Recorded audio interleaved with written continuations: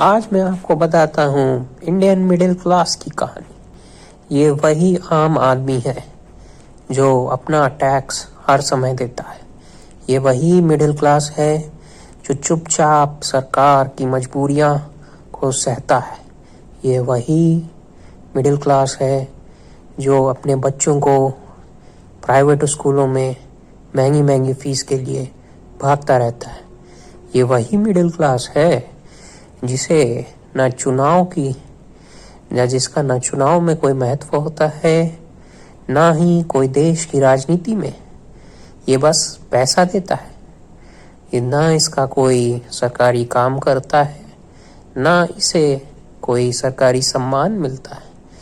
ये अपने बच्चों को सरकारी कॉलेजों में पढ़ाना एक सपना ही सोचता है। ये वही मिडिल क्लास है। अगर ये अपने आप को एकजुट ना करे तो ऐसे ही इसका शोषण होता रहेगा। आप देखते हैं कि ये मिडिल क्लास अपनी जनसंख्या भी कम करता है देश की विकास के लिए। ये मिडिल क्लास चाहे जितनी भी मजबूरियां हों, चाहे जो भी हो, अपना टैक्स समय से भरता है। हाँ जी, ये वही इंडियन मिडिल क्लास है जो न कभी विरोध करता है, ना कभी कोई प्रदर्शन करता है। ये दिन भर रात दिन देश की प्रगति में लगा रहता है, परंतु ना इसे नगरपालिका से कोई सहायता मिलती है, ना इसे कोई पुलिस से सहायता मिलती है। हर जगह उसे रिश्वत मांगी जाती है। हाँ जी, ये वही इंडियन मिडिल क्लास है। ये मिडिल क्लास काफ़ी डरपोक होते हैं। ये अपनी एकजुटता में कभी भी नहीं हो सके। इन्हें ना पेंशन मिलती है, यस, ना इन्हें कोई बुढ़ापे के बाद कोई पेंशन मिलने वाली होती है। ये जीवन भर संघर्ष करते हैं। किसके लिए? देश के लिए। हाँ जी, ये सेना के अधिकारी तो नहीं बन सकते, लेकिन हाँ, ये देश की प्रगति, नेताओं की प्रगति, सरकारी महकमों की फंडिंग में नंबर 1 है।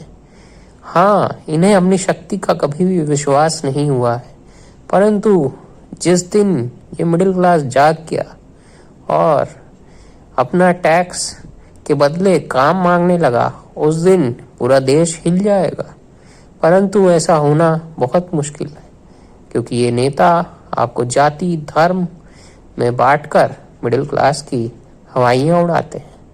ये मिडिल क्लास ना अपने बड़े बड़े कॉरपोरेटों से चुपचाप काम करता रहता है, ना इसे बोनस चाहिए, ना इसे नई नई सुविधाएं चाहिए। घर में हर दिन शहर में बारिशों में घरों में पानी भरता है, ये मिडिल क्लास चुपचाप बैठा रहता है। इसे ना विरोध करता है, ना उसका समाधान करने की कोशिश करता है। हाँ, बस एक समझदारी के हिसाब से पढ़े लिखे होने के कारण ये चुपचाप छुपा रहता है, कंप्लेंट करता है। कंप्लेंट करके इसे बड़ा मजा आता है, लेकिन देश की न्याय व्यवस्था इसकी कभी बात नहीं सुनती, क्योंकि एक आम आदमी होता है। ये मिडिल क्लास अपने बच्चों, अपने परिवार, अपने माता पिता, सबके लिए पूरा जीवन भर रोता रहता है।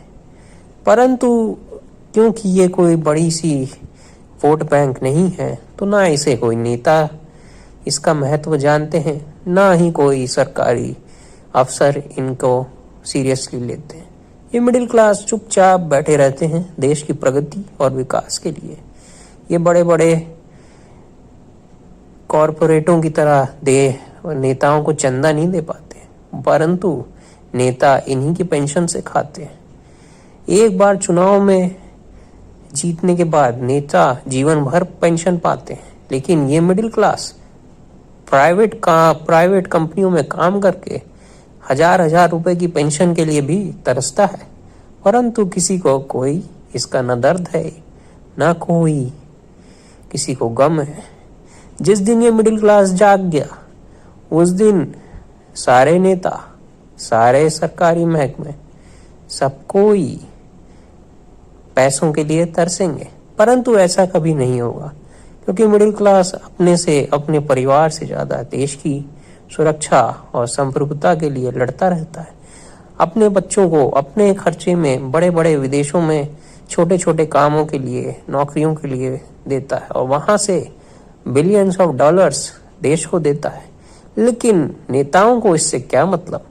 ये ट्रेनों में भी चलता है, ये मिडिल क्लास ट्रेनों में चलता है, सीटों के लिए तरसता है, रिजर्वेशन कराने के बाद भी और अच्छा खासा रिजर्वेशन का किराया देने के बाद भी सीटों में, ट्रेनों में सुविधाओं के लिए तरसता है। ये वही मिडिल क्लास है जो 50 सालों तक भारतीय रेल के वेटिंग लिस्ट का पालन करता है। ये ना बिना टिकट ट्रेन में चढ़ता है, ना ही कोई हुड़दंग मचाता है, ना ही ये ट्रेनों को जला देता है कि ट्रेन तो इसको कभी आज तक सुविधाएं भी नहीं देती, लेकिन तब भी ये चुपचाप उन्हीं ट्रेनों में शांति से चलता है। कभी कभार फ्लाइटों में घूमता है, इकोनॉमी क्लास में कोशिश करता है बड़े आदमी बनने की। उसका भी किराया इतना बढ़ चुका है कि मिडिल क्लास अब ट्रेनों में किसी तरह दुबक के रिजर्वेशन 2-2, 3-3 महीने कराता है। इसने कभी नहीं सोचा, ना किसने कभी पूछा सरकार से कि भाई साहब कृपया ट्रेनों की क्वालिटी बढ़ा दीजिए। हम हर दिन ट्रेनें जल रही हैं, हर दिन ट्रेनें गिर रही हैं, ना साफ सफाई है, लेकिन तब भी ये चुपचाप सब कुछ सहता है। क्योंकि भैया ये मिडिल क्लास है, ये अपनी आवाज नहीं उठाता है, ये वोट बैंक नहीं है, ये अपनी जनसंख्या भी कम कर रहा है, किस लिए? देश के विकास के लिए।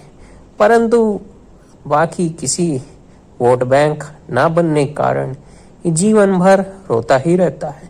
किसी प्रकार अगर कोई इसके रिश्तेदार या कोई सरकारी महकमे पहुंचते हैं तो शोर सिफारिश करके कभी कभी अपना काम कराने की कोशिश करता है, परंतु उसमें भी उसको सफलता कभी नहीं मिलती है।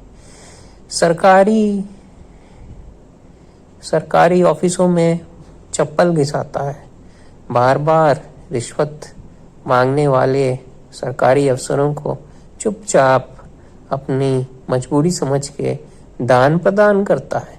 ये मिडिल क्लास बहुत बड़ा दानी है।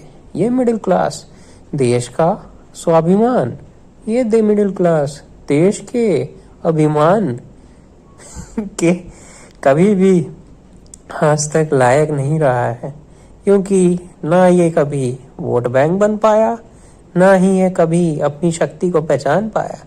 इसे ये नहीं पता कि इसके खर्चे पे नेताएं गाड़ी, बंगला, मकान सहते हैं और ये आजकल फ्लैटों में रहने लगा है।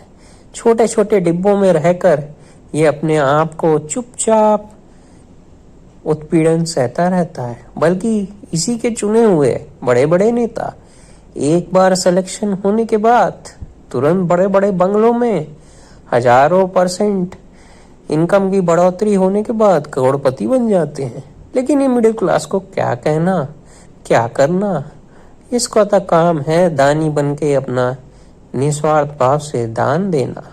यही तो मिडिल क्लास है, यही मिडिल क्लास